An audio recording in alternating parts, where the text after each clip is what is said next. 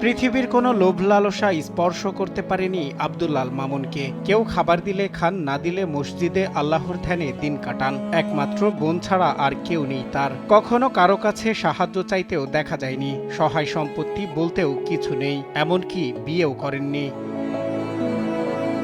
বরগুনা জেলার বামনা উপজেলার খোলপটুয়া বান্ধারঘাটার মৃত নাদের আলী দরবেশের ছেলে আব্দুল্লাহ আল মামুন বর্তমানে পিরোজপুর জেলার মঠবাড়িয়া পৌর শহরের ৭ নং ওয়ার্ডের বাসিন্দা। সহায় সম্পত্তি না থাকার কারণে অভাবের তাড়নায় প্রায় ৩৫ বছর আগে মঠবাড়িয়ায় আসেন। গোরস্থান জামে মসজিদে থাকা আব্দুল্লাহ জানান, যে জরাজীর্ণ কক্ষে তিনি থাকেন সেখানে বৃষ্টির সময় ছাদ দিয়ে পানি পড়ে। ভাঙাচোরা সেই ঘরেই কষ্টে দিন কাটাচ্ছেন। তিনি বলেন, সরকার একটি ঘরের ব্যবস্থা করে দিলে ভালো হতো। বিশেষ করে শীতের সময় তাকে প্রচণ্ড দুর্ভোগ পোহাতে হয়।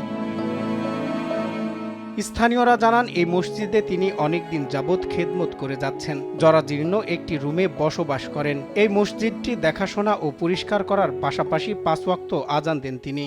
উনি তো দীর্ঘদিন যাবৎ মসজিদে আছে, আর ওনার তো থাকার সেরকম একটা জায়গা নাই। আছে একজন বোন, তাও খুব অসহায় আছে অবস্থায়, এইভাবে দিন যাপন করতেছে। সরকারভাবে এর যদি কোনো উদ্যোগ নেওয়া হয়, একটা ঘরের ব্যবস্থা করা হয় বা একজন থাকার জন্য কোনো একটা ব্যবস্থা করা হয়, তাহলে খুব ভালো হতো। এদিকে মামুনের চাহিদা অনুযায়ী পৌর শহরের ভেতরে একটি ঘর দেওয়ার চেষ্টা করা হচ্ছে বলে জানান উপজেলা সমাজসেবা অফিসের এই কর্মকর্তা।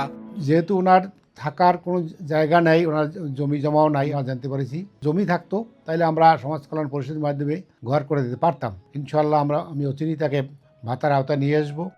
2 যুগেরও বেশি সময় ধরে মসজিদেই বসবাস করছেন এই ধর্মপ্রাণ মানুষটি। সমাজের বিত্তবানদের সহায়তা পেলে হয়তো পূরণ হতে পারে তার ছোট্ট একটি ঘরের স্বপ্ন। সজল বিশ্বাস, নিউজ ডেস্ক, দেশ টিভি।